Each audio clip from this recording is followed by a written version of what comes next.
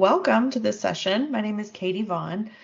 With me is Aisha Haynes from the Center for Teaching Excellence, and I am a consultant with eLearning Services. So I think people get the two departments mixed up pretty frequently, which is understandable. CTE lists all of our registration pages on their website for us. So sometimes it can be a little bit confusing about who works for whom. But they fall under the provost, technically speaking, and my department is with the Division of IT. So I'm a Blackboard admin, and I consult with faculty and do some troubleshooting and all kinds of good stuff as it relates to Blackboard and anything else e-learning related. So this session is designed to be specific to grading in the Blackboard Ultra course view. So if you haven't seen an Ultra course before, this course is not going to be a super deep dive into the interface, but I can provide a quick overview of the Ultra course view before we dive into Gradebook, if that's helpful. Also, if anybody has anything specific they want to make sure that I cover in this session, I do have a general list of things that I want to show you.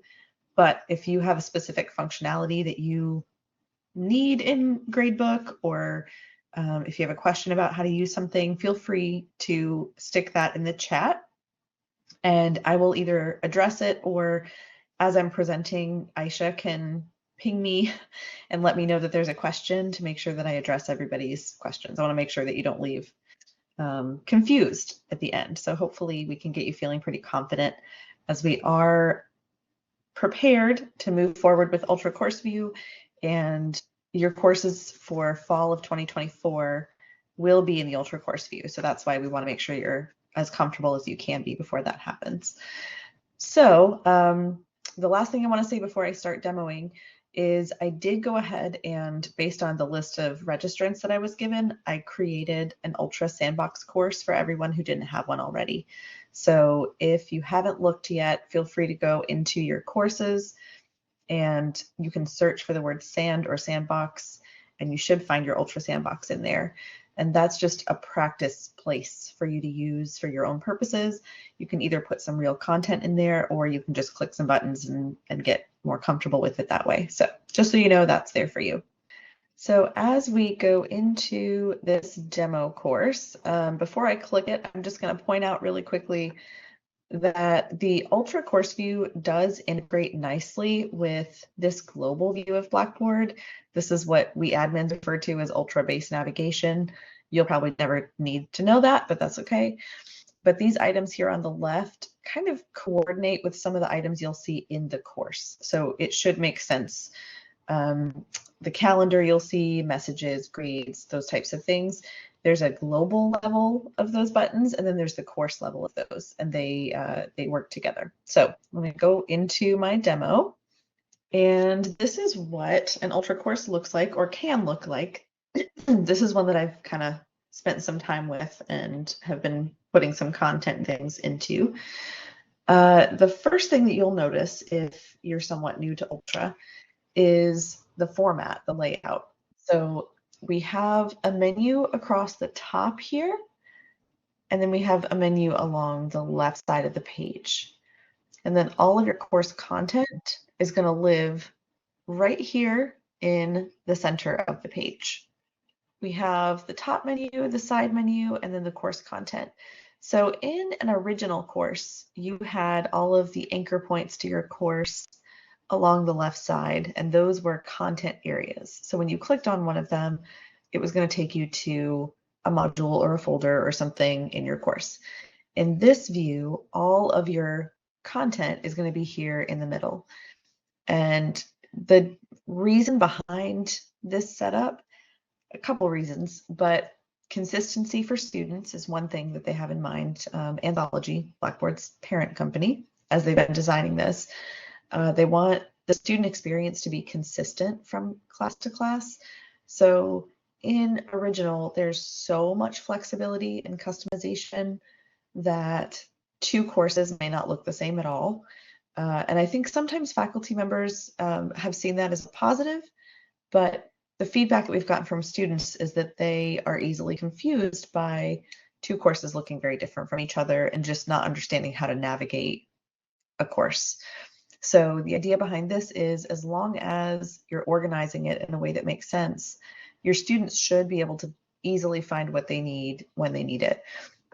And so you'll see this is organized into folders and modules. So this is a folder at the top, and that's basically just a space to put things in. It's not super customizable outside of that, but it is just kind of a box to put stuff in. So I have a syllabus and schedule in that one.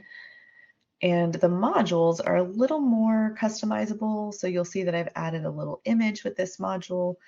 You can also turn on the sequential order so that in a module you have to move through it from top to bottom, and you can see the things that are coming up, but they're sort of grayed out and not clickable until you complete the last thing that's possible to complete, and then it'll open up the next one.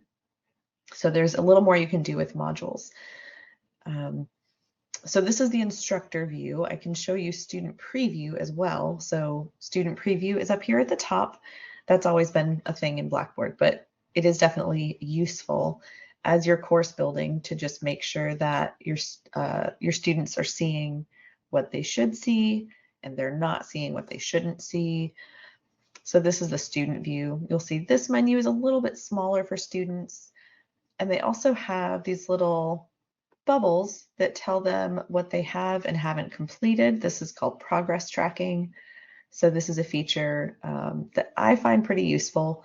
When students go in and click on something, it will fill in that bubble.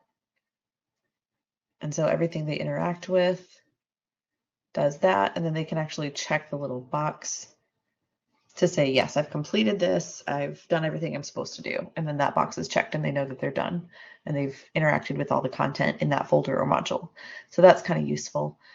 And then as you're going through here in student preview mode, you can actually interact with your class. You can try submitting an assignment, you can take a test, make sure that everything is functioning as you've designed it.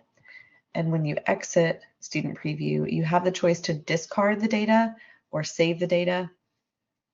I had a funny conversation with Casey from CTE yesterday about this because he is an actual instructor and instructional designer, and he likes to discard the data because I like to save it. From my point of view as an admin, I'm not actually teaching students, I'm teaching instructors, so I don't have real students in my classes. And when you click on save for that piece, you actually get a student preview user in your roster and in your gradebook. And it's there so that you can play around with grades and practice entering grades and making sure that your overall grade is calculating correctly, which I find really useful. But the one caveat to that is it thinks that you have an additional student in your class. And if you use some of the settings like show grades to students after everything is graded for an assignment, this fake student might actually hold you back accidentally if you don't give them a grade. It'll think that there's one missing. So that's one little annoyance. So you can always use it and then remove this fake user from the class if it becomes a pain in the butt. But that's there for you. So let's go ahead and dive into some of the gradebook stuff that I have. And then if there are more questions about the general layout or how to do things in Ultra, I'm happy to spend a little more time at the end looking through some of those things with you. So I mentioned that some of the items on the left side of this page interact with the course level ones, and Gradebook is one of those. So if a student clicks on their grades out here on the global page, they'll see the grades for all of their classes in one place. And this little color-coded, they call it a grade pill because it's sort of pill shaped. That's what they're going to see at a glance to know how they're doing in your course. So this overall grade is pretty crucial. It's the way that your students will see what their final grade is looking like. It does default to the letter grade, but you can change that if you'd rather they see the points or percentage when they first look at that. Now let me take a step back and say, just course building wise, Gradebook should be one of the last things you do as you're building your course. So best practice says that because a lot of these columns will generate automatically as you're putting things in your course that are gradable, you'll want to begin by putting content in your course, either manually adding things or course copying, which I can show you a little bit later as well if there's interest. But you're going to set up your due dates, your points possible. You're going to make sure that everything in the course itself is looking good. And then when you're ready to come in here and look at this, that's when you can set up your overall grade and make sure that all these columns look the way that you want them to.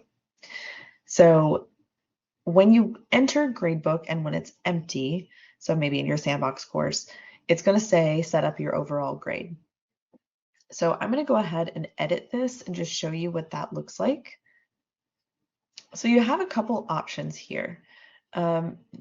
Depending on what you've told your students in your syllabus, you may be just giving them a points total of the possible points they can receive in your course, and that's how they're going to be graded. Or you may be weighting your grades by category or otherwise. So I'll show you what both of them look like. So this is, if you were to just give them a raw points total, this is going to show you all of the points possible for each category. If you have multiple items in a category, you can expand that to see what's included in that category. So these categories are happening automatically. There are some built-in categories like assignment, test, discussion, those types of things that Blackboard will categorize for you. You can customize those, which I'll show you. But this is how these are going to be grouped if you don't make changes to them.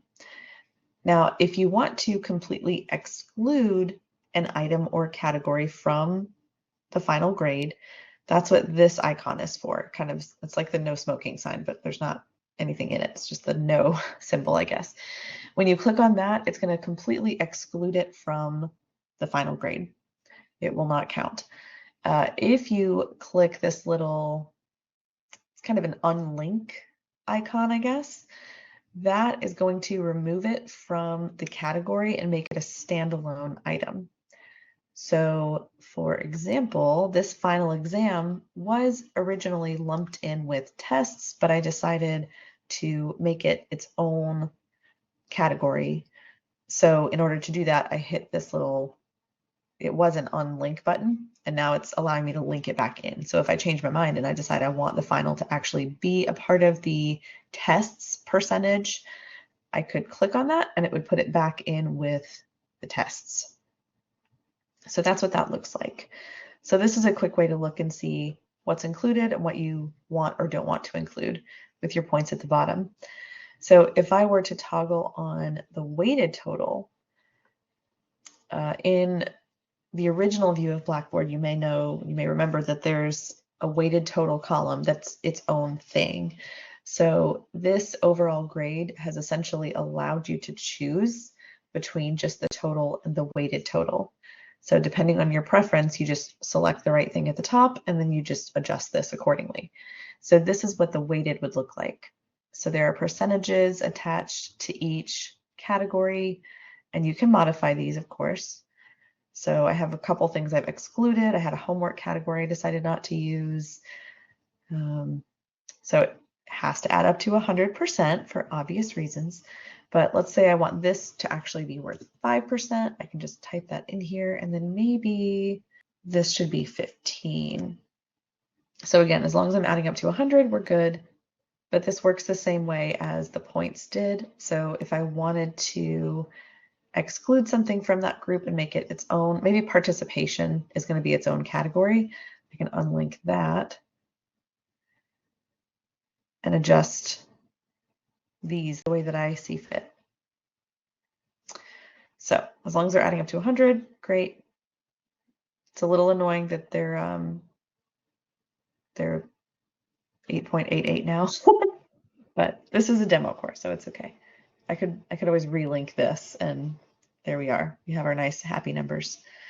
So I'm going to, oh, the other thing I wanted to show you is that over to the right, this is where you can see it defaults to the letter grade being what students see and what you see in that column initially. But if you wanted them to see a percentage or the points or something like that, you could change that as well. But the letter grade is what the final grade system is going to want. So I think most people just leave it at the letter.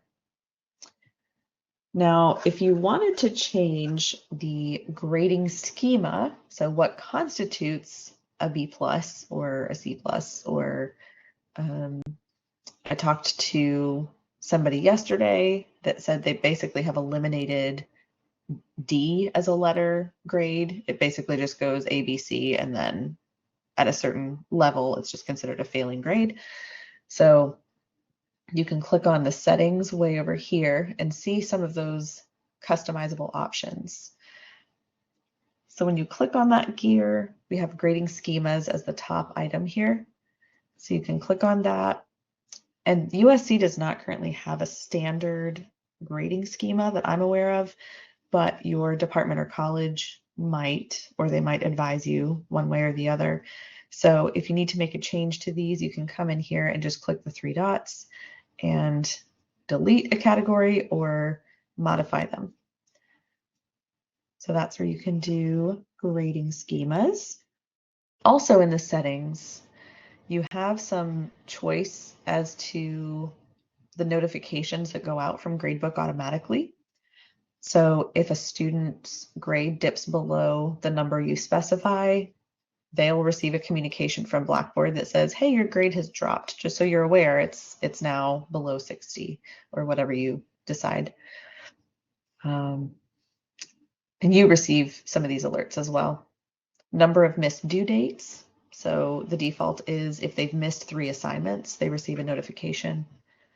And also the number of days that they've been inactive. So if they're inactive for 5 days, that's the default, and they'll receive a notification for that as well. All of these notifications are somewhat customizable on the profile of Blackboard. So you and your students do have the ability to modify when they receive emails and push notifications from Blackboard. So it is possible that even though you have these alerts going out, they might have opted for the once a day digest from Blackboard. And if that's the case, they may not see emails until the end of the day when they receive a big data dump from Blackboard. The exception to that is if they turn in assignments and things, they do receive submission receipts in real time. They can't modify that piece. So they'll get a pop-up and an email notification when they submit something to you. And then this is where the categories show up as well. So I mentioned that there are some that are built in here by default. So assignment, test, discussion, journal, exam. All of these are automatic column or automatic categories. The ones that have this little sheet of paper are things that I've created. So you can just click add new category. So if you have a name for a category that you want to use that makes sense to you for your course, you can create one and edit your columns to assign that category to make sure they'll fall in the right place in your gradebook, especially if you're weighting those grades. So, oh, also one more thing here at the very bottom of your gradebook settings is one place where you can create rubrics to be used for grading in your Blackboard course. So they have some really generic starting point options for your rubric, but you can build some pretty good rubrics in here now, and you can use them for grading. So I've shown you some of the basic settings and things. I do also want to make sure that you see that there are 2 different views of Gradebook, and they have a couple different functionality things, but overall it really comes down to personal preference. So I tend to like this grid view of Gradebook. It kind of makes sense to me, but some instructors prefer the more linear list view. So if you click on that list view, this is what that looks like. It's going to show you each item in your gradebook. You can also click on your students and see what their current grade is, when their last access was in Blackboard, some basic stuff about them here. The little double-headed arrows here, those are sorting buttons. So if you want to sort by due date or by grading status, you can do all of those things. So there's lots of different ways to sort and filter in here, which can be really helpful. I also have that same functionality over here. So if you want to grade or sort by grade or by, this will be the status of a specific assignment. So lots of stuff there. There's also a search box where you can start typing a person's name or the name of an item in here and quickly pull up just that information. And we have a filter button. And if we click on the filter button, this is the same thing. You can choose a student to just look at their information. So this is really useful if you have a student coming in to talk to you about their grade and you just want to have the one row up on your computer so you're not showing them other students' information. This is a nice way to do that, just so there's one thing showing at a time. And if you have merged classes, there's also a drop down here for the child courses of the merged quote unquote parent section, and you can just look at one section at a time as well. So there's lots of different filters there. These little arrows over here are to upload gradebook and download.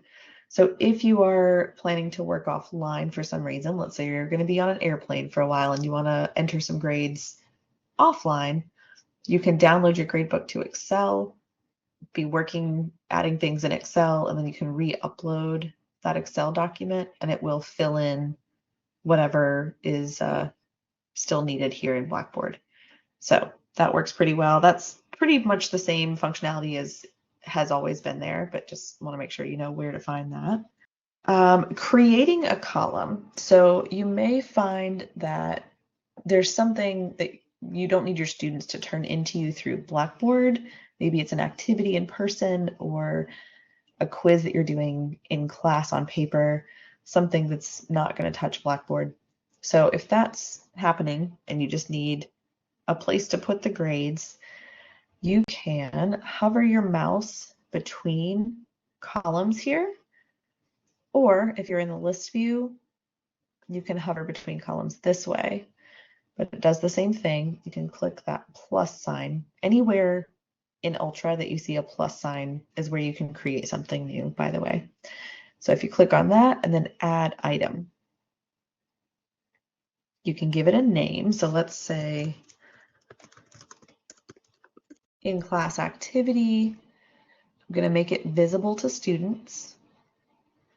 And for this one, I'm going to leave off the due date because we're doing it together in class.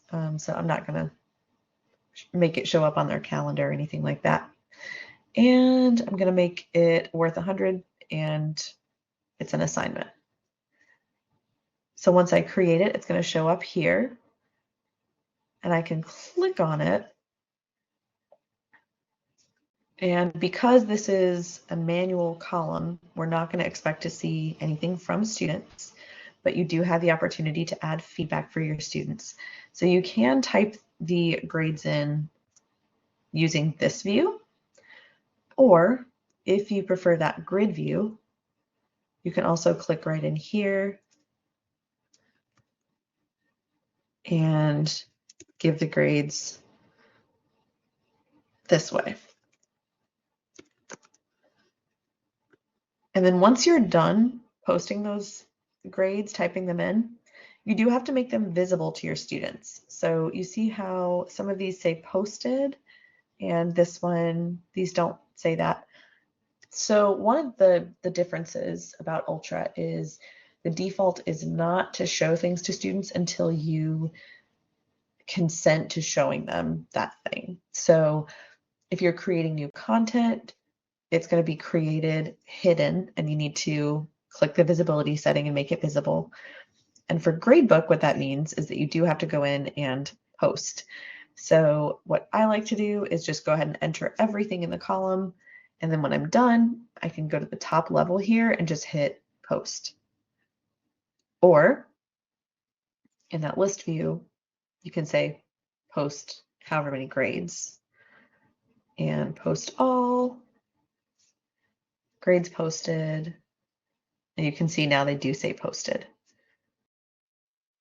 There are automatic zeros as a default option here. So if a student doesn't turn something into you and the due date passes, they will automatically receive a 0.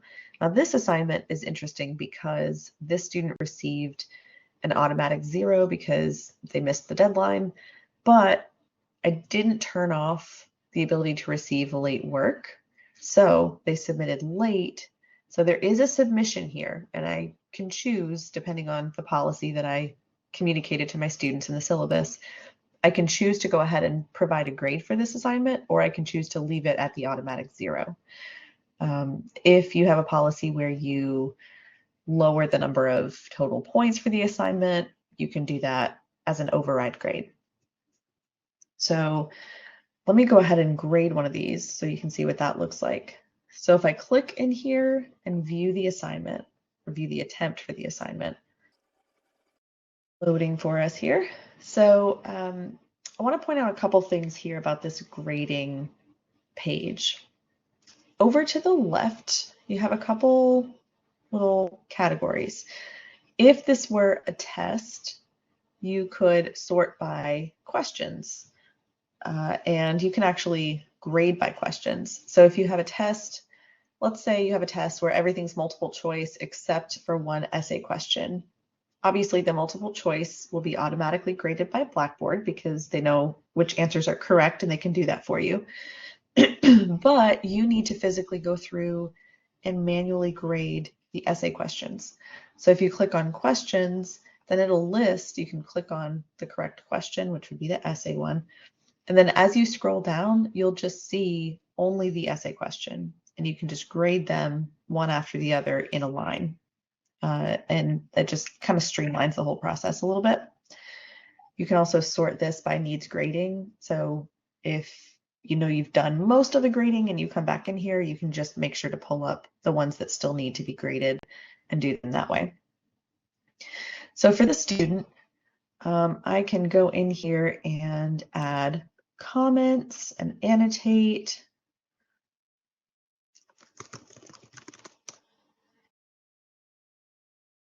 And there's all kinds of annotation tools here.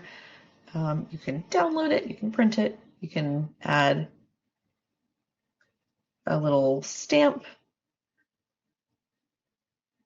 Approved, not approved. I mean, there's a lot of stuff that you can use here. And you can actually create a custom stamp. So if you have a little image you want to use over and over again, maybe you want a little smiley face or something, you can do that.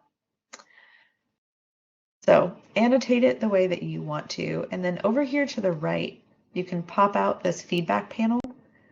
And this is where you can enter feedback for that student. So maybe I want to deduct 5 points for late work, but otherwise it's 100. So we can make it 95. So we can type that up here. And the new grade shows up at the top. If you are somebody who likes to give audio or video feedback, you can actually click that option. And then you can hit record, and this is set to just the microphone right now, or I could turn on my camera and create a little video of myself giving feedback, and it would just embed in this window for your students. So I'm going to save that. And then if there were more attempts to view, I can go through them here. I can also just go ahead and post this grade now. Since this is the last one, I just want to give this one grade and go ahead and post. And there is the grade posted here. I want to show you how easy it is to set up a student accommodation in the Ultra View, there's a couple places you can do it. One of them is in Gradebook, one is in your roster, but they will take you to the same place. So there's a few things like that in Ultra, like you've seen with the list view versus the grid view, that will cross-reference the same thing and show you how to get to the same place. So if I'm in Gradebook, in the list view, I can look at students, and I can click the 3 dots to the right of a student and select accommodations. If I'm in the course roster, I can view everyone in my course. This is just in the main course site. Same thing, I can look for the 3 dots and click accommodations. What's beautiful about this is that this accommodation will stick with the student through the entire term, the whole class. So you won't have to do one-off exceptions every time you have a timed test or a due date, depending on what the accommodation is. So for this one, this is time and a half. For the time limit accommodation, you're adding 50% to the existing 100%.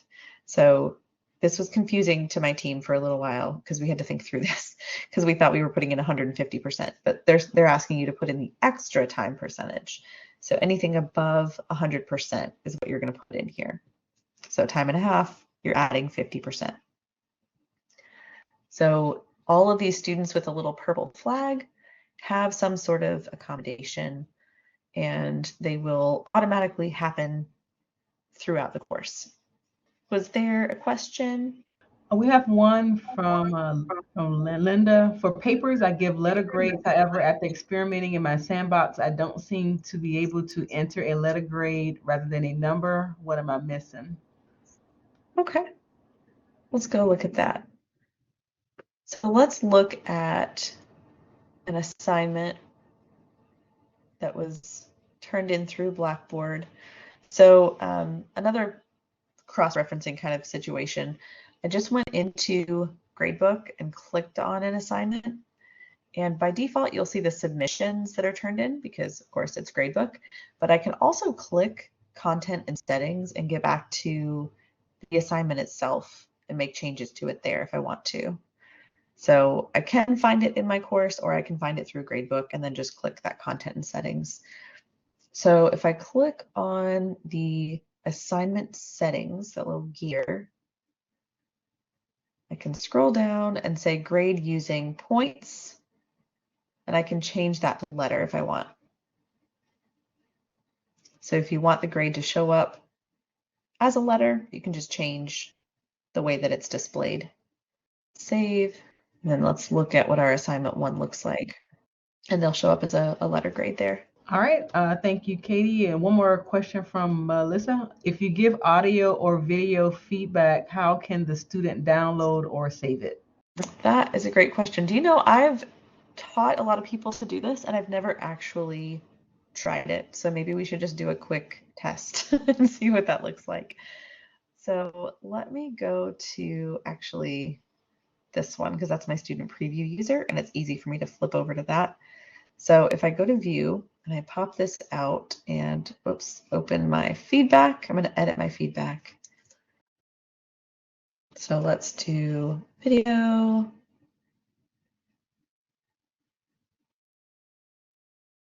This is a test of the feedback system.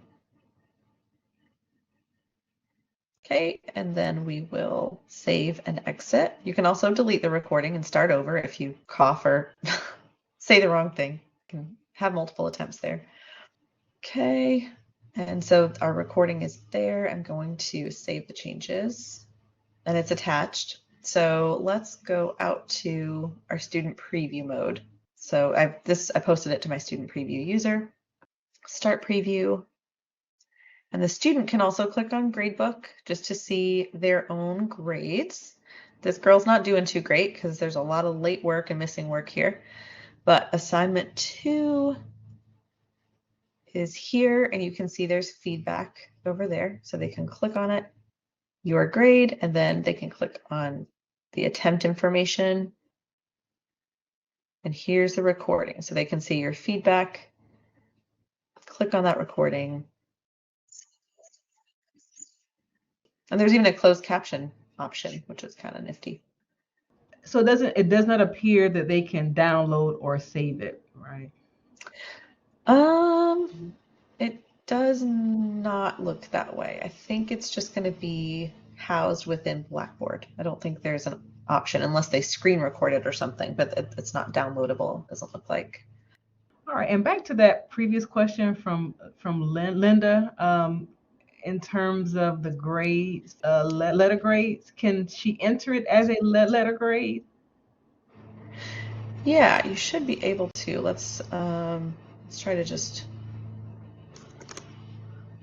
Oh, so they're wanting a numeric here, but it's going to convert it to a letter. Yeah, so I think you do have to enter it. I think, let's double check. So you do still have to set the points possible, but it can be displayed as a letter. So it looks like you do have to type in the numeric grade to determine the letter. There's also a complete incomplete option. So if it's a situation where it's like a pass fail, you did it or you didn't, that's another option that doesn't require, well, I guess it still requires points of some sort. Yeah. Actually, you know what? I think I've covered everything that I wanted to make sure I covered here. So let me go ahead and just let you guys ask some more questions. Let me pop over real quick and see how we're doing. If you choose the other options, how do you determine what to enter for incomplete? So there are some items, Melissa, that people have just wanted you to submit to them, but they're not necessarily worth points, or maybe it's even extra credit. So if you were to use complete incomplete, you could make it worth 0 points.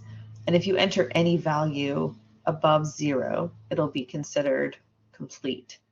So what some people have done is, like, maybe you need to complete a syllabus quiz or something that is really not about grading it. It's just you want to know that they've done it and that they understood, or maybe an acknowledgement of some sort. So maybe you create that one to be worth 0 points, but then if you enter 1, it will show that they've done it and it will mark it as complete. Actually, this is a good moment to mention that we also have a university-wide Zoom license in the works that will be coming soon, and we will be phasing out of using this tool for training. We will, at some point in the near future, be doing all of these through Zoom. We'll have a handful that are held in Teams as kind of a temporary situation between the two, but we are moving toward Zoom for everybody. Well, if that's it,